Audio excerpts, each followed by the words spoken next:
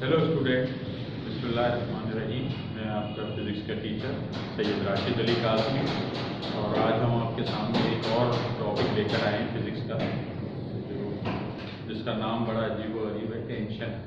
लेकिन मकसद टेंशन देना नहीं है आपको, ठीक है। तो आइए टॉपिक स्टार्ट करते हैं। मैंने हेडिंग लगाई है, आज हमारा टॉपिक है, उसकी हेडिंग ये है कि motion of the body is connected by a string. हमने आज ऐसी बॉडीज के मोशन को स्टडी करना है जो किसी स्ट्रिंग से कनेक्टेड होती है। अभी तक अगर हम अपनी बुक की तरतीब देखें तो खास तरतीब से टॉपिक चल रहे हैं। अभी हमने जितनी भी जो है टॉपिक्स को स्टडी किया है वो फोर्स से मुतालिक है। न्यूटन के लॉज स्टडी किए, फोर्स से मुतालिक थे तीनों लॉज, ठीक है। और उसी दौरान जब हम फोर्स की बात करते हैं तो जो है फोर्स के लिए हम डेफिनेशन पढ़ते हैं कि पुश और पुल, ठीक है। किसी बॉडी को जो कुव्वतें पुश या पुल करती हैं फोर्सेस कहलाती हैं। फोर्सेस को बेसिकली जो है बेटा हम दो जो है ना हेडिंग्स के तहत डिवाइड कर सकते हैं, कॉन्टैक्ट फोर्सेस और non contact forces. Non contact forces का आप जिक्र तफसील से आगे पढ़ेंगे। अभी हम जो पढ़ते हुए आ रहे हैं कॉन्टैक्ट फोर्सेस है। जैसे आपने न्यूटन के लॉज में पढ़ा था कि किसी बॉल को हम किक करते हैं तो थोड़ी दूर जाके वो रुक जाती है। अब जब हमने बॉल को किक किया तो उसको हमने फोर्स मुहैया की। कौन सी फोर्स हुई? Muscular force. जो हमारे मसल्स, हाथ पैर के जरिए किसी बॉडी को हम जो है किसी जो है फोर्स मुंतकिल करते हैं, वो मस्कुलर फोर्स कहलाती है। इसका जिक्र हम पढ़ चुके हैं, ठीक है। उसके बाद एक फोर्स का जिक्र आया, आपकी बुक में टॉपिक आया है फ्रिक्शनल फोर्सेस। जब दो बॉडीज को एक दूसरे पे रखकर हम सरकाने की कोशिश करते हैं तो जो है एक बॉडी दूसरी बॉडी की निस्बत से क्या करती है, उसको अपोज करती है, उसको रोकने के लिए अपनी तरफ से एक फोर्स लगाती है, उसे फ्रिक्शन का नाम दिया, डिटेल से पढ़ चुके हैं, ठीक है। उसके बाद जब हम इसी फ्रिक्शनल फोर्स को पढ़ रहे थे तो हमने देखा कि जब कोई दो बॉडीज एक दूसरे से कनेक्टेड या ऊपर नीचे रखी हुई होती हैं तो जो नीचे वाली बॉडी होती है ऊपर वाली बॉडी पर एक फोर्स लगा रही होती है, ठीक है। वो फोर्स को आप रद्द अमल भी कहते थे या उसको नॉर्मल फोर्स कहना ज़्यादा मुनासिब है। वजह क्या है? नॉर्मल फोर्स इसलिए कहना मुनासिब है कि वो हमेशा जो बॉडी से 90 के एंगल पर लग रही होती है। आपको पता है कि कोई जो है 90 का एंगल अगर कोई जो है फोर्स बनाएगी तो क्या हो जाएगी? नॉर्मल। लिहाजा उसको नॉर्मल फोर्स हम कहते हैं। रिएक्शन है लेकिन नॉर्मल फोर्स के बाद हाथ ज़ाहिर कर देते हैं। आज जो हमारा टॉपिक है वो एक और फोर्स के बारे में। ये फोर्स जिसको हम टेंशन की फोर्स कहते हैं। अब ये पेन है, अगर ये मेरे हाथ पर रखा हुआ है तो मेरे हाथ और इस पेन की सरफेस के दरमियान कांटेक्ट हो रहा है, ठीक है। मेरे जो है इस फोर्स का जो वेट है मेरे हाथ पे जो है दबाव डाल रहा है। रद्द अमल में क्या हो रहा है? नॉर्मल फोर्स पैदा हो जा रही है, ठीक है ना। या अगर मैं इस पेन को हिलाना शुरू कर दूं तो फ्रिक्शनल फोर्स भी आ जाएगी बीच में, ठीक है। लेकिन अगर मैं इस पेन को किसी धागे की मदद से बांध के लटका दूं तो अब नीचे से तो किसी फोर्स से किसी बॉडी से इसका ताल्लुक खत्म हो गया, ठीक है। अब ज्यादा क्या है? इस पर ग्रेविटेशनल फोर्स असर कर रही होगी, लेकिन ग्रेविटेशनल फोर्स कॉन्टैक्ट फोर्स नहीं होती क्योंकि उसकी कोई बॉडी नहीं है, कोई वो आपको ऐसी नजर नहीं आ रही पकड़ के खींचती, ठीक है। तो अब सबसे पहले समझना जरूरी है कि टेंशन है क्या, टेंशन फोर्स क्या है। टेंशन फोर्स असल में मुश्किल इसलिए होता है टेंशन फोर्स को डिफाइन करना कि टेंशन फोर्स एक्सटर्नल फोर्स नहीं है, नजर नहीं आती। ये तो जिस चीज से, धागे से या जिस चीज से आपने इसको बांधा हुआ है, ये फोर्स उसके अंदर पैदा हो रही है और उसी के अंदर तब ज्यादा क्या कर सकती है फोर्स? ये फोर्स उस धागे या जो रबड़ या स्प्रिंग का शेप चेंज कर सकती है, ये कर सकती है ना। ज्यादा वेट पड़ेगा क्या होगा? धागा खिंच जाएगा या स्प्रिंग खिंच जाएगा। इसका मकसद ये हुआ कि टेंशन फोर्स क्या है? एक इंटरनल फोर्स है। कुछ पॉइंट मैंने इसके लिख लिए थे। मैंने पहला पॉइंट लिखा था कि tension is a contact force. Contact force कैसे है जनाब? किसी बॉडी से तो कनेक्ट नहीं है लेकिन थ्रेड से तो कनेक्ट है ना। वो बॉडी थ्रेड से तो बंधी हुई है, लिहाजा कॉन्टैक्ट फोर्स हो गई, टेंशन फोर्स हो गई। Tension is an internal force, जैसा कि मैंने बताया कि बाहर से अमल करती नजर नहीं आती। इसकी वजह से ये नहीं होता कि बॉडी की रफ्तार बढ़ जाए, कम हो जाए, कुछ नहीं। ये उस बॉडी आगे या उस जो है जिसके जरिए बांधा हुआ है उसमें। सबसे अहम बात जो हमें काम आएगी इस प्रॉब्लम को जो है टॉपिक को समझने में, tension is a pulling force. Tension pulling force है, यानी अगर मुझे बोर्ड जो है ना इस पेन को खींचना है, ये पेन, ये कोई बॉडी है मेरे साथ, इसको पुल करना है तो मैं कैसे करूंगा? ये पुल होगा, ठीक है। पुश कैसे होगा? ये पुश होगा, ठीक है। कोई बॉडी, ये पेन अगर किसी धागे के साथ लटका हुआ है तो कोई मुझसे पूछेगा जनाब टेंशन की फोर्स पुलिंग फोर्स है तो कैसे साबित करेंगे? अगर मुझे इस पेन को खींचना है तो कहाँ खींचूंगा मैं? ऊपर की तरफ। तो इसका मकसद टेंशन की डायरेक्शन क्या हो गई? ऊपर, ठीक है। अगर जो है इसको अगर उसके अपोजिट काम करूंगा तो क्या हो जाएगा? पुश तो हो जाएगा, पुल नहीं होगा। लिहाजा याद रखने की बात है, ये तीन बातें अहम हैं जब भी टेंशन की या टेंशन की फोर्स की बात करते हैं। कॉन्टैक्ट फोर्स है, क्या है? इंटरनल फोर्स है, बाहर से नजर नहीं आती। उसके अलावा क्या है? ये पुलिंग फोर्स, ठीक है। अब जब ये थोड़ा सा हमने समझ लिया इस बात को, तो अब हम अपने टॉपिक की तरफ आते हैं। जो असल हमारा टॉपिक है, जो आज पढ़ना चाह रहे हैं, उसकी तरफ आते हैं। मैंने लिखा था कि motion of bodies connected by a string passing over a pulley. Pulley को अभी फिलहाल नजरअंदाज करते हैं, छोड़े पुली को। इस फिगर की तरफ आ जाइए। ये किसी सीलिंग के साथ कोई मास है, एन मास है, वो लटका हुआ है। आपको पता है कि उसका वेट नीचे की तरफ अमल करेगा, क्योंकि वेट बेसिकली है क्या? ग्रेविटेशनल फोर्स है जिससे वो बॉडी को खींच रही है, ठीक है। तो अच्छा, टेंशन क्या होगा? इस मास को अगर मैं पुल करूंगा तो कहाँ खींचूंगा? अगर मैं यहाँ खड़ा हुआ हूं तो कहाँ खींचूंगा इसको? ऊपर की तरफ। तो टेंशन की डायरेक्शन क्या आ गई? ऊपर की तरफ आ गई। इसका वेट कहाँ हो गया? नीचे हो गया, ठीक है। ये तो आपको एक जो है सिंपल डायग्राम में मैंने समझा दिया।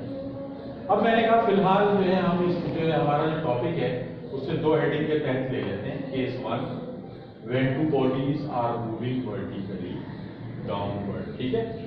वर्टिकली करने की बात है, जब दो बॉडीज जो है वर्टिकली लटकी हुई हैं, यानी इस पोजीशन में, ये दो मासेस हैं M1 और M2, ये पुली पे से गुजार के यहाँ, या पुली को अगर हम ज्यादा अहमियत ना भी दें तो कोई मसला नहीं है। क्यों? इस किस्म के केसेस में इब्तदाई तौर पे हम जो पुली और थ्रेड को हम काउंट करते हैं मास लेस, कि इनका कोई मास नहीं है, इनको क्या काउंट किया जाता है? जीरो मास लेस काउंट करते हैं। लिहाजा पुली में से हमने अब पहले केस की तरफ आ जाते हैं, when two bodies are moving vertically. अब हम करते क्या है? इसको समझने के लिए एक चीज और समझना जरूरी है, आपके आसानी के लिए वो चीज मैं बता देता हूँ। तस्वीर ये वाली जो डायग्राम है खासी कॉम्प्लिकेटेड है, बड़ी है, ठीक है ना, छोड़ें इसकी। आप ऐसा करें, इसकी बना लें FBD बना लें। क्या बना लें? FBD, एक शॉर्ट फॉर्म है FBD, फ्री बॉडी डायग्राम। क्या बना लें? Free body diagram. Free body diagram क्या होती है? क्या आप एक सिंपल सी डायग्राम बना लेते हैं जिसमें सिर्फ उन्हीं फोर्सेस को शो करते हैं जिन्हें हम गौर कर रहे हैं, जो हमारे लिए अहम है इस वक्त। वरना तो इसके ऊपर जो है एयर रेजिस्टेंस भी अमल कर रहा होगा ना, हवा भी है और बहुत सारी चीजें हो सकती हैं, ग्रेविटेशन भी है, ठीक है। तो हमने फ्री बॉडी डायग्राम बना ली, जिसको हम शॉर्ट फॉर्म कहते हैं FBD। इसमें से यानी मैंने किया क्या कि ये टुकड़ा निकाल के, पहले मैं इसको स्टडी करना चाह रहा हूँ, मैंने यहाँ से जनाब ये टुकड़ा लिया, इधर रख दिया इसको फ्री बॉडी डायग्राम पर। अब फ्री बॉडी डायग्राम में मैंने किया क्या? मैंने ये वाला जो है फर्स्ट करेगा, ये वाला पहले मैंने केस लिया। पहला केस मैंने क्या किया? इसमें लिया M1 के लिए, forces act on M1। M1 कौन सा मास है? तो ये यहाँ से इसको मैंने काटा, इसको उठा के यहाँ सेट कर लिया, FBD बना दिया। FBD में मैंने क्या किया? लिखा। अब मैंने आपको बताया कि टेंशन को वेट तो नीचे की तरफ है, सबको पता होता है नीचे की तरफ अमल करता है, और ये भी बताया कि वेट जो होता है वो क्या है? प्रोडक्ट है मास इनटू ग्रेविटी, M1G। समझ में आ गया? ये W1 है तो ये क्या हो जाएगा? M1G, ठीक है। टेंशन कहाँ होगा? अपोजिट, क्योंकि पुलिंग फोर्स है। इस वेट को कहाँ करना है हमने? कहाँ खींचना है? ऊपर। तो टेंशन की डायरेक्शन ऊपर होगी, ठीक है।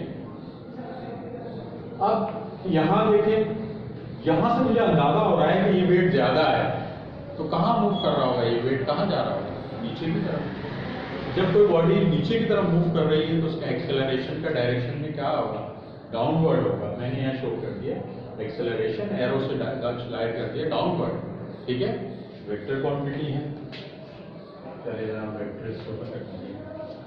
अब इस FDV जो है FDD के मुताबिक हम देखते हैं यहाँ सब वेट ज्यादा है या टेंशन ज्यादा है। बॉडी का जो है, इस बॉडी की बात कर रहे हैं तो जो है बॉडी नीचे जा रही है, नीचे की तरफ मूव कर रही है, तो नेट फोर्स ये यानी वेट क्या होगा, ज्यादा बड़ा होगा किससे, टेंशन से।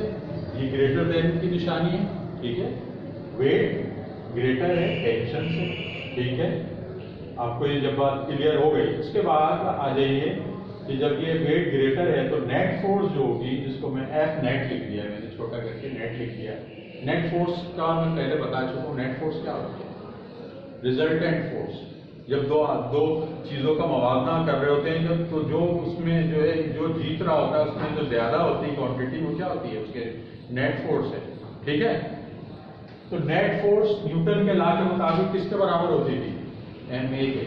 कोई भी नेट फोर्स होगी वो क्या होगी, इज इक्वल टू क्या होती है, ma। अब यहाँ आ जाइए नेट फोर्स। अब यहाँ क्या था, वेट ज्यादा था। नेट फोर्स कैसे मालूम होगी, नेट फोर्स मालूम होगी कि जनाब जो वेट है जो कि ज्यादा फोर्स, बड़ी फोर्स है, उसमें से टेंशन निकाल दीजिए तो वो नेट फोर्स हो जाएगी। अच्छा मुझे पता है कि W किसके बराबर था, W1 mg1, ठीक है, माइनस T। ठीक है, ऐसे ही W किसके बराबर आ गया, FDB के मुताबिक m1g, ठीक है। अच्छा न्यूटन ने मुझे बताया था कि जनाब जो नेट फोर्स होती है वो क्या होती है, ma होती है। मैंने इसको हटा के मैंने इसकी जगह इसकी एक्सप्लेनेशन इसको जो खोल के रख दिया m1a, ठीक है। समझ में आ गई यहाँ तक इक्वेशन 1। क्या बताया, वेट बढ़ा था टेंशन से, और ये जो नेट फोर्स मैं मालूम करना चाहता हूँ तो इस वेट में से टेंशन को माइनस कर दूं। न्यूटन ने मुझे बताया कि नहीं साहब नेट फोर्स तो बराबर होती है ma के, ma लिख दिया, ये मेरी इक्वेशन 1 हो गई। अब M2 की भी जो है FDD बना लें, ये मैंने बनाई है। FDD किसकी है, M2 की। क्या है ये FDD के माना मैंने अभी आपको बताया था, क्या बताया था, free body diagram, free body diagram, ठीक है। अब आ जाइए जनाब इस तरफ, सिंपल बनाया, वेट नीचे, टेंशन ऊपर, एक्सेलरेशन कहाँ होगा इसका, बॉडी कहाँ जा रही है, ऊपर की तरफ मूव कर रही है, एक्सेलरेशन की डायरेक्शन ऊपर, ठीक है। अब वही तरीका, यहाँ क्या ज्यादा था, बॉडी ऊपर जा रही है, इसका मतलब कि टेंशन ज्यादा है, टेंशन ग्रेटर देन वेट। वही नेट फोर्स किसके बराबर हो जाएगी, टेंशन माइनस वेट।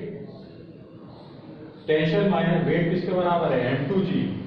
ये न्यूटन के मुताबिक किसके बराबर है, m2a, ठीक है। ये मेरी हो गई इक्वेशन नंबर 2, ठीक है।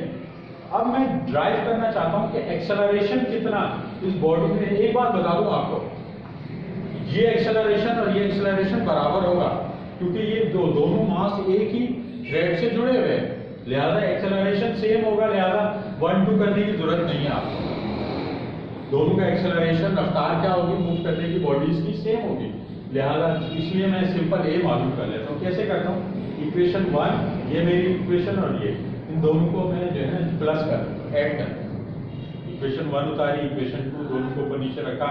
अच्छा जनाब देखें, टेंशन से टेंशन कैंसिल, क्योंकि 1-2 का कोई चक्कर ही नहीं था ना, टेंशन कैंसिल। इस तरफ क्या बचा, m1a प्लस m2a, ठीक है। इधर क्या बचा, m1g, ठीक है, और माइनस m2g, ठीक है। आ गए। अब यहां कॉमन क्या है, साइड लेफ्ट साइड जो है, राइट लेफ्ट साइड पे क्या कॉमन है, a कॉमन है ना, तो m1 प्लस m2। यहां क्या था, g कॉमन था, चाहे यहां लिखे यहां लिखे एक ही बात, ठीक है। m1 माइनस m2, ठीक है। मालूम क्या करना है, a, तो लिहाजा हमें चाहिए कि a के साथ जो वैल्यू है उससे जो है ना हम किसी तरह कैंसिल करें। तो हमने क्या किया कि इसको या तो इधर नीचे लिख के दोनों तरफ से कैंसिल कर सकते थे, दोनों तरफ इक्वेशन के लिख के, या अक्सर हमारा जो आम तरीका है क्या करते हैं, इसको उठा के मैं कहाँ ले गया, इसके नीचे। अब सूरत हाल क्या बन गई, ये बन गई, ये क्या निशानी लगाई है, क्या कहते हैं इसको, इसको कहते हैं फंक्शन। अब मेरे पास स्पेस का मसला था, मैं नीचे नहीं जा सकता था, लिहाजा मैंने इसको कंटिन्यू टू बी कंटिन्यू कर दिया। मैंने इसको कहाँ लेके यहाँ सॉल्व कर दिया, आप नीचे कर सकते हैं। अब ये जो इक्वेशन हासिल हुई, ये हमें बता रही है कि इन दोनों बॉडीज में जो एक्सेलरेशन है वो किससे मालूम होगा, वो इस फार्मूले के तहत मालूम हो जाएगा। ठीक है, अब ये टॉपिक कंप्लीट नहीं हुआ है, हमें टेंशन भी इसका डेरिवेट करना है कि टेंशन के लिए फार्मूला क्या बनता है। ठीक है, वो हम नेक्स्ट वीडियो में करेंगे। इसको 2-3 दफ़ा देखें, समझने की कोशिश करें। मेरा पढ़ाने का मकसद आपको कोई जो है ना रट्टा या कोई नोट्सों में मिल जाएंगे टॉपिक, मैं सिर्फ ये चाहता हूँ कि कॉन्सेप्ट क्लियर करें, आप समझें। फिजिक्स या साइंस बगैर कॉन्सेप्ट के नहीं हो सकती, उसमें रट्टा नहीं चलता। ठीक है, बाय।